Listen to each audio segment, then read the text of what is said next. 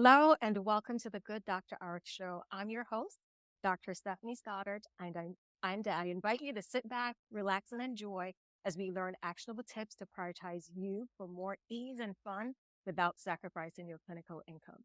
Today, we are in for a treat. I am so excited to be chatting with Dr. Corinne Devin, a Triple Crown holding queen, yes, and a U.S. Naval officer, yes, and a board certified orthodontist and a TEDx speaker. And she has so graciously generated her time today to talk with us about how to prioritize yourself for doing all the things that you want in your life. And with that, I want to welcome you to our stage today. Thanks for being here, friend. Thank you so much, Dr. Stoddard, or should I call you Dr. Stephanie? What would you prefer? Stephanie's fine. Stephanie, yes. No, it's really an honor to be here. And I think it's such a great way that we're opening up the platform and opening up the dialogue because let's be honest, us women, we want to do it all. We were told by society to do it all. And sometimes, sometimes just done is better than perfect. So I'm really excited to kind of share my journey and hopes it'll inspire others to pursue their own path of, and, whatever that looks like to make them feel that they're able to still juggle all those responsibilities at once. Oh, thank you so much. I love that you're such an inspiration for us and for me as a female, as a mom, as a dentist, and I can't wait to pick your brain. So, with that, can you tell us a little bit more about your story and how did you choose this path of pedantry? Well, I was born and raised in the US Navy. My dad was a Navy dentist, so you could say that I drink the Kool-Aid. And if you told my 8-year-old self that I would be deploying and going to the same part of the world and doing his job, I would probably say you were crazy. But, life has a funny way of surprising you. And when I was in college, I would go on mobile dental vans with him and perform dental sealants and screenings. And there was this little 8-year-old girl who walked in and when she was trembling and she finally opened her mouth, I saw that her first permanent molars, the teeth we all know you should have for the rest of your life that you get at age 6, were rotted down to the bone. And I wasn't in a war-torn country, but I was in my hometown at the time of Reno, Nevada, where my dad had retired after the Navy. And I just thought no other child should go on this, not on my watch. So that's when I decided I was going to become a dentist. My major was communications. So I took a lot of summer college science classes. And when I graduated from St. Mary's with my communication degree, I had my minor in science and I applied and got into dental school. And I would tell everyone here, I was actually waitlisted. I was for UNLV and Creighton, and I actually got in UNLV. And then I discovered how expensive dental school is. I mean, let's be honest, people Yes. don't realize that when you graduate, I think most of my college colleagues graduate with close to $1 million in debt now. And that's when I thought, okay, why don't I just join the military? I mean, I can wear scrubs. My dad do it. I can do it. And definitely faced some hurdles in dental school with test anxiety and a few other things, but I applied and I was very lucky to get a scholarship. So rose my right hand to serve the Navy. They paid for school. And then upon graduation, I was commissioned as a lieutenant um, naval officer. So it has been quite a journey. I've been in for 16 years. I proudly serve. Even before this phone call, I had a call from my boss. So there is no downtime. So I know that it's different than private practice, but we are on call quite a bit. Okay. And sometimes our call requires to pack our bags. So I just returned from being out of the country for the last 6 years. I did back to back overseas tours. And I got a 2-week notice to leave the country back in 2017, not knowing that I wouldn't be back for a long time. But I'm grateful to be here. And I also want to thank all my fellow veterans as well as my service members who are working this holiday. And also just let the DoD know, Department of Defense, these are my views, not the views of the Navy, but I'm happy to be here and so grateful to be only a 3-hour time zone versus I think it would have been a 13 time hour zone from Japan where I was before. Well, and thank you so much for your service, and thank you so much for following the call as well too. So, with that, I wanted to unpack a little bit more about pageantry. Why pageantry? I just shared, I was raised in a military household. So the closest thing I ever got to do anything was baton twirling and in parades. But when I was in dental school, one of my classmates was telling me how a dental student got second runner up on a pageant the week before. And as a result, she said, Corinne, I think you should totally do this. And before I had the chance to even answer, some classmates behind me were like, oh, Corinne could never do that. Oh, So they pretty much I said, "All right, watch me." And the next thing I know, I am competing in my first pageant, and it was, for Miss Nevada USA, and that kinda started the path of where I'm at now, and I'm proud to say I am the new recent United States of America Miss California. I Woo! just got crowned Oh, last Saturday, or excuse me, last Sunday night on the congratulations. 19th, and I could not be more honored or thrilled to finally, I mean, 6 years later, I am finally in the United States. I am finally in the state that I could actually represent and be part of, and, not only is it just me, but I have 3 other sister queens and, different age divisions, and, that is the beauty of camaraderie. I know that that's something we have in the military, and to find it outside the military and pageantry has been just an incredible blessing so Wow. many ways. So, Thank you so much, and congratulations on your recent win. I love thank that you, sash. thank you, thank you. Yes. So what would you say to someone who is, female dental student and looking to pursue other options or options within dentistry? What would you tell them? So, I would definitely say, if there is something that you're excited about and passionate about, you will find a way to make it happen and share that. It does no good if you hold it in. You will find, for every person who told me no, I was able to find someone who told me yes. Maybe not all the time. And it wasn't, but if you ask the question enough times, if you ask help for enough times, you will eventually get it. One of the projects I did was during dental school was Smiles for Success. So it was basically where we took women who were from the shelter and we actually brought them to our school to do a day of free dentistry. Well, then guess what happened when we were all taking our boards? We already had a group of patients that we know that would accept the treatment that fit the mold of our treatment. So in turn, not only did we give these women beautiful smiles, but then they were also our board patients that help us get all our dental licenses. So we didn't have to pay them. Obviously, we made sure they had childcare and food and got great treatment. But I mean, that is just one example of us finding other options. Another thing is if you want to have your school paid for. I know that there's various options during states. I chose the military, and I would tell anyone who's interested in joining the military. I'm more than happy to speak with them.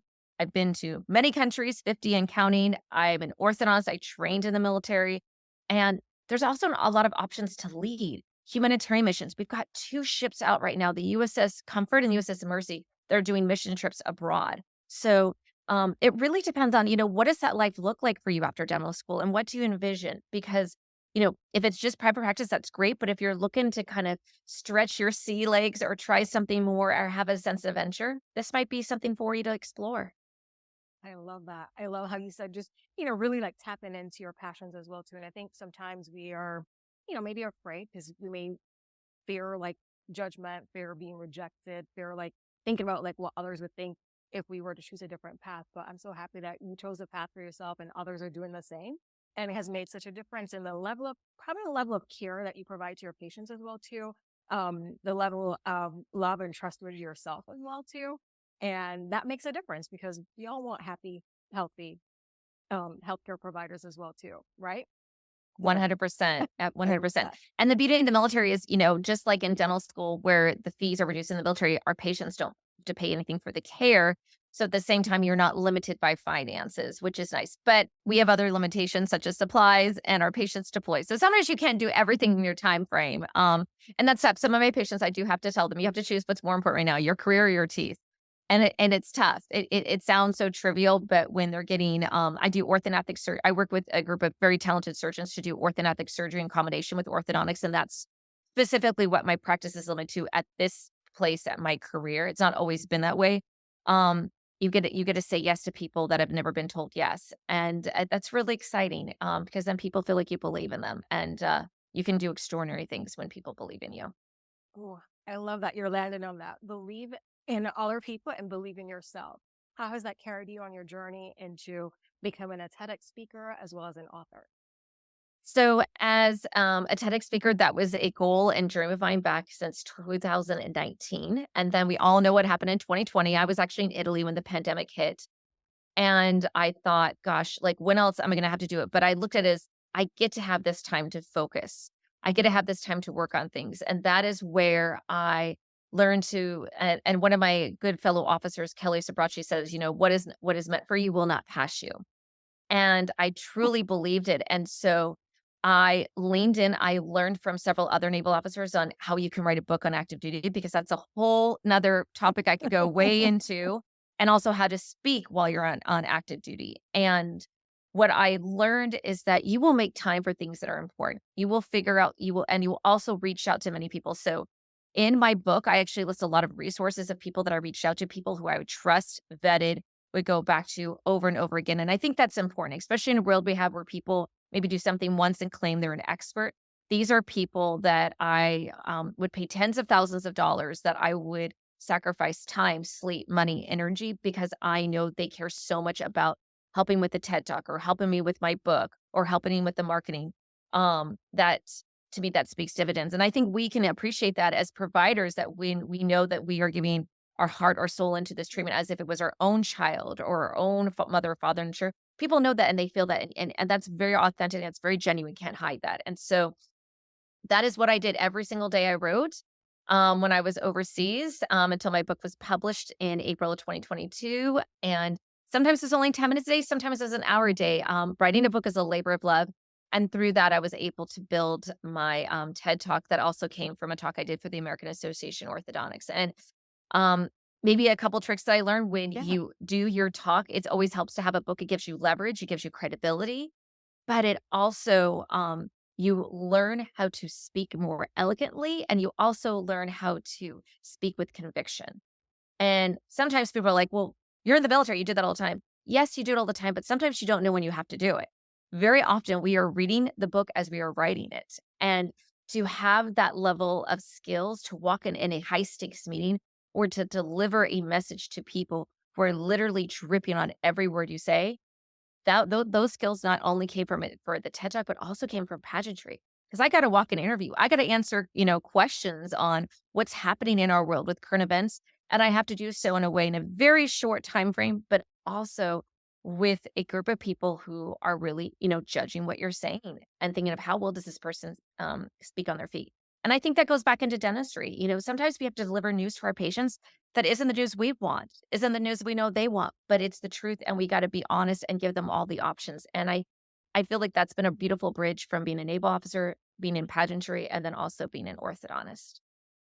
Awesome. I love how you're able to tie all of that together. So it's literally at the core skill set, like you've developed skill sets that have like been able to transcend across industries. And that's like what I love and appreciate about you, because you tie it all so well together. So if there's someone who is, struggling for like time, because you did say something that was really key, like we make time for the things that we want, Mhm. right? And we, find the resources for the things that we want as well too. Um, what would you say to them? So, I would say that, we go through different seasons in our life where certain things take priority. I will tell you, when I was in residency, I was not writing a book. I was able to incorporate pageantry a little bit, but it was Yeah. more towards my second year. I really didn't do so much my first year.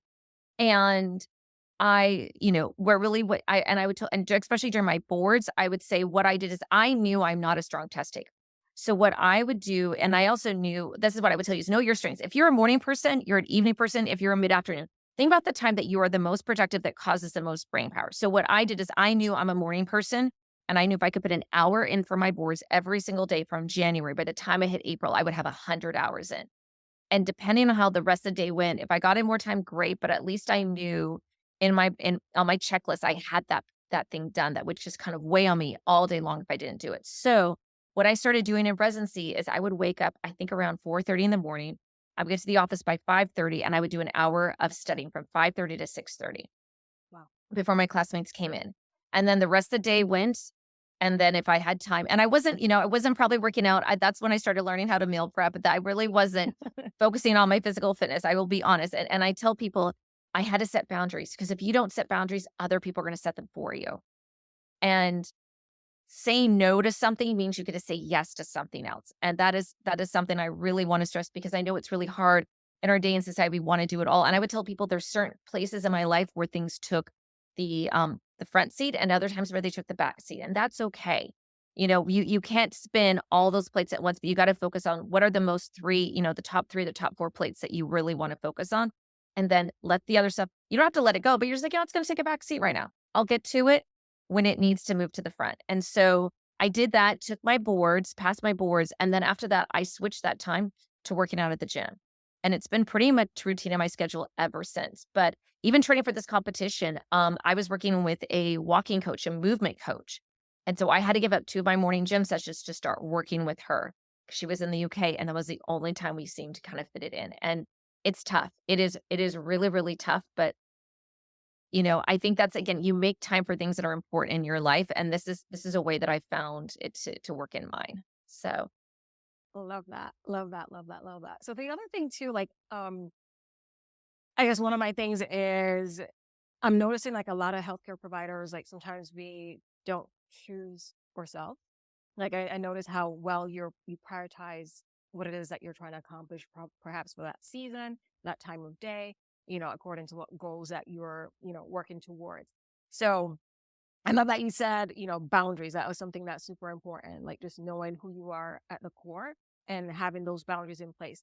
Are there things that, so if there's someone who is like scared to tell someone no, because that may seem a little harsh, because you said no to something and yes to something else, are there things that you could help us with, like, to soften the blow while still honoring your boundary? yes, I think it's kind of leaning into that vulnerability. Yeah. And so I'll give an example, a recent example. So, I know that from publishing my book, a lot of people would like for me to do a children's book. And I have a couple ideas that I would love to explore. And even with my own father, who's a writer, I had to tell him, no, I'm not going to do it right now. I've got to put it on the back burner. And it was really hard. And I said, Dad, it's not that I don't want to do it. It's the reality is I have these things on my plate within military and these things on my plate in orthodontics and this with pageantry. And I know if I try to lean into it, I can't give it the time and the energy it deserves or the effort that I know I'd want to give it for you and for myself. And so what I'm gonna do is I'm gonna put it on the back burner for right now. And it's not saying I'm not gonna do it, but to me, I know where I can show up as my best version of myself. And right now, it's these 3 areas. And, you know, hopefully the person you're telling, they're understanding. If they're not, you can't please everyone. And I say that as a recovering people pleaser and a perfectionist. At the end of the day, I find that we're the ones who think the worst. We're the ones that are hardest on ourselves. It's not the other person. The other person's like, "Oh, okay, sounds good." Even though in our mind we're replaying all these emotions, reactions they would Yeah. think they're going to have, and most of the time not. And I find that when you let people know that, hey, I'm struggling to do all this, and I got to pick and choose, or I have to make something a priority. Most people are like, "Oh my gosh, I was wondering how you're doing it all. I was Yeah. wondering when you have time to Yeah. do this." So I think it makes you more human, and let's be honest, people that are more human and more relatable, we're gonna remember them, not the people that are picture perfect. That's a veneer shell. So, I love that because I mean, you would think you're a triple Holden beauty queen, that you're picture perfect because you are. but the, very but kind. but the fact that you can actually say no and show that side of you that I can't do it all, and it's more attractive, right? That's what you're saying. Yeah, I'm hearing. absolutely. It makes you more relatable. Yeah, So, yeah. Thank you. So then the other thing too, like I came across your TED Talk, and congratulations, by the way, super thank powerful. you. And the one thing, many things I love, but you did say this quote that I wanted you to tap into a little bit. When you seek the unattainable, you change the game. Can you unpack that for us a bit? I sure can. So that was the core idea of my TED Talk Yeah. of how changing the game matters to your success. And what I found is there was a lot of times in my life I was told no. I was told no, you can't do it by a college career counselor. I was told no in dental school that I would never get to specialize. I was told no in the Navy on certain things. And instead of trying to follow a traditional path, I decided to leave a trail. Yeah. And how I decided to leave a trail was that I started doing things very unconventionally. So I'll give you an example. In college, my strength was communications, doing PR, different mass forms communication. So I thought, you know what?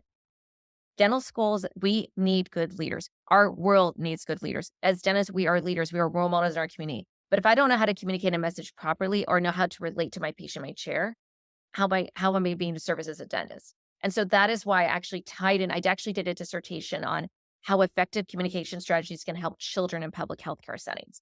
That was what I showed the dental school, 120 pages as of why they should select Nice. me. So again, it wasn't a traditional science major, which again, there's nothing wrong with that. I just wasn't as passionate. But I also knew that I'm not going to be reciting the periodic table of elements. I'm not going to be going all the formulas of chemistry or calculus or Lord knows all the stuff that we all went through Yeah. that we want to block in a distant memory. But I knew that people are gonna remember how I made them feel in the chair, and they're gonna remember how I make them feel in our interactions. I think this past week I had an oral surgeon said, "I love your accountability with people. Like, you call them, you text them, you give them everything, so there's, like, no excuse." And I do that because I would wanna know that people would do the same thing for me. You treat others with the expectation of how you would wanna be treated. In the military, again, I volunteered for deployment. I raised my right hand because I knew that if I was doing something big operational for the Navy, that that would move my package. And that's what I did. I actually got selected for orthodontics training while I was deployed in Al Asad, Iraq in 2009. So I did my interview, I think at like 2 o'clock in the morning, down the hallway, hopefully we were getting mortared, fortunately. But again, that was very different. And I talk about the bonds that I had in dental school and growing up in the military, the communities that I had, and how I wanted to change that and wanted to bring that as an orthodontist because very often we're a quarterback on the football team.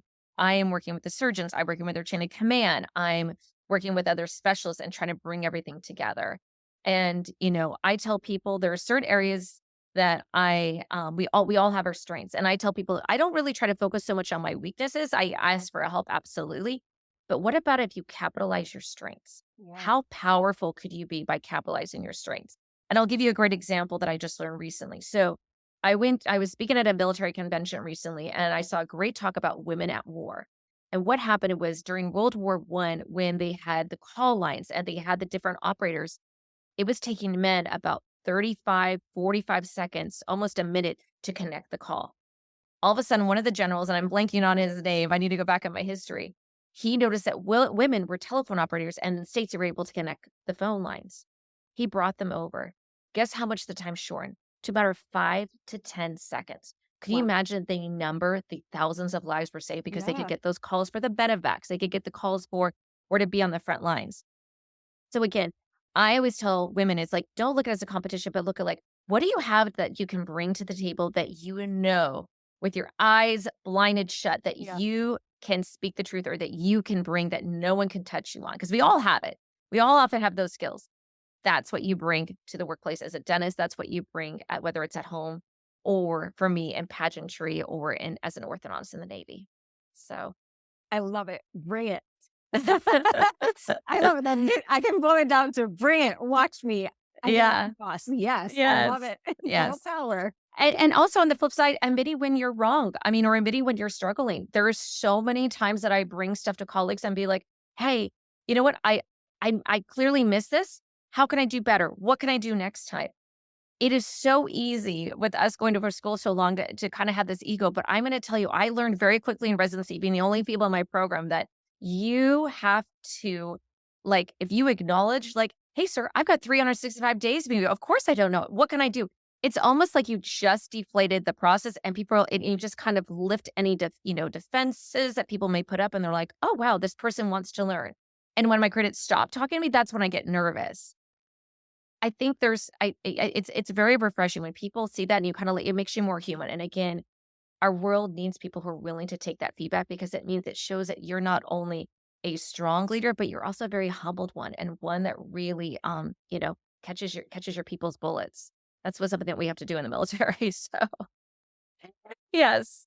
I love it. Love it. Love it. Love it. So just be who you are. Really just own the talents that you have and be a service to others as well too. That's Yeah, what and don't be afraid to ask for help, Don't be afraid to ask for help, and keep asking. That's what I do, so but thank you. Secret to success.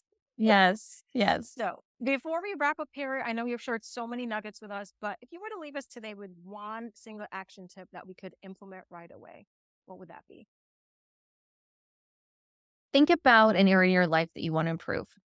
Maybe it's, you know what, I wanna get rid of that baby weight. That's one thing that a lot of my friends tell me right now, they've had a lot of children. Maybe it's I want to be a better speaker, a better typer, a better writer.